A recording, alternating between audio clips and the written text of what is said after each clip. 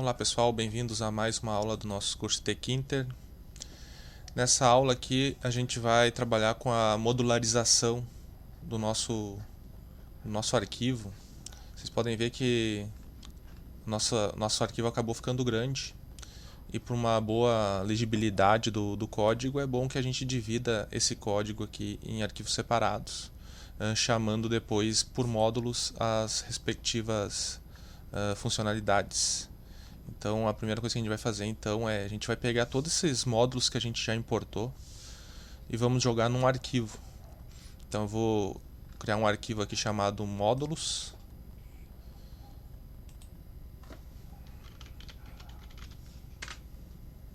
Vou pegar todos esses módulos que a gente chama aqui no começo do nosso arquivo. Então aqui até o base 64. Vou recortar ele. Vou aqui nos módulos e vou jogar aqui. Ficou faltando aqui alguns. Pronto. Feito isso, se a gente simplesmente colocar para rodar nosso código, ele não vai funcionar agora, né? Então a gente vai ter que pegar e chamar nosso arquivo módulos e a gente vai importar todas as linhas, né? Então a gente vai importar tudo que tiver aqui. Então vocês podem ver que no nosso arquivo principal aqui já diminuiu alguma coisa, né, no nosso arquivo. Então já deu uma melhorada no código. Então se eu botar para rodar aqui, agora ele chama.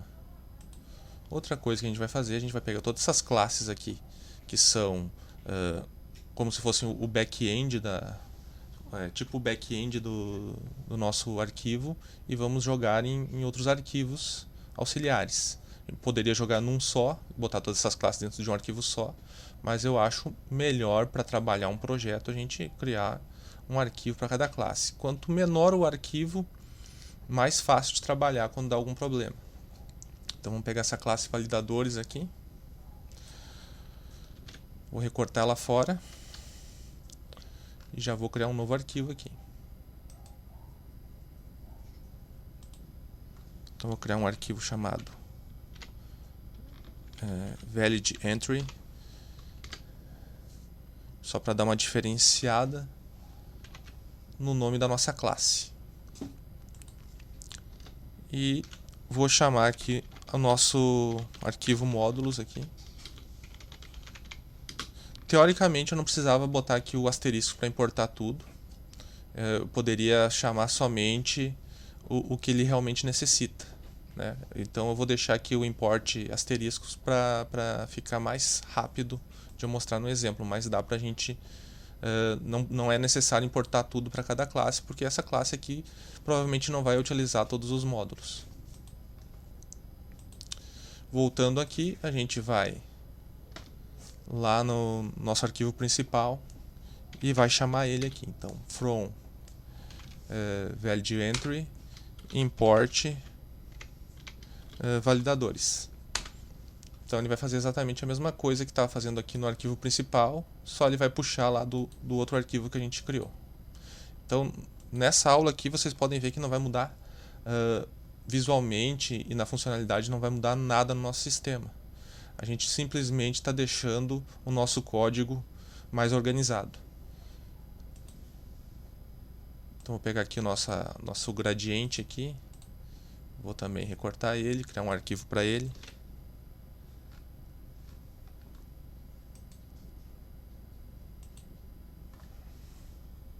Vou botar aqui frame grad. Vou importar o módulos.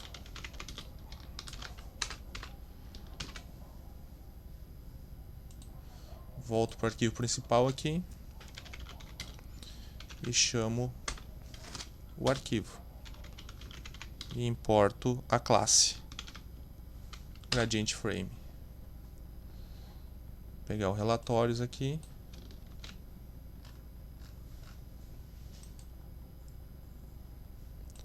Vou criar um arquivo reports. Vou chamar o módulos novamente.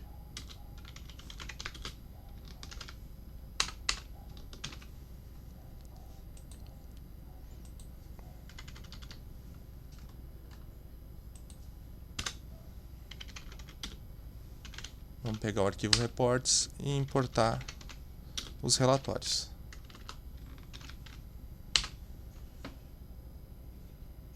E a nossa classe funcs por final aqui.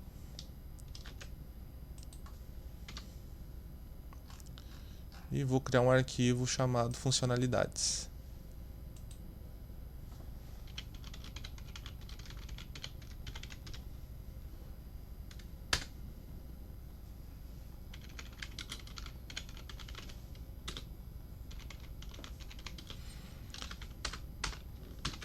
Então vocês podem ver que aqui no nosso arquivo principal ficou só o front-end, ficou só a nossa tela mesmo e as chamadas, né, os bindings, né, para os outros arquivos onde está realmente o nosso back-end.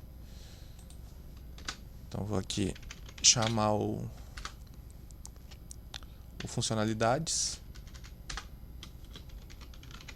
e pegar a nossa função aqui, a funcs, nossa classe funcs.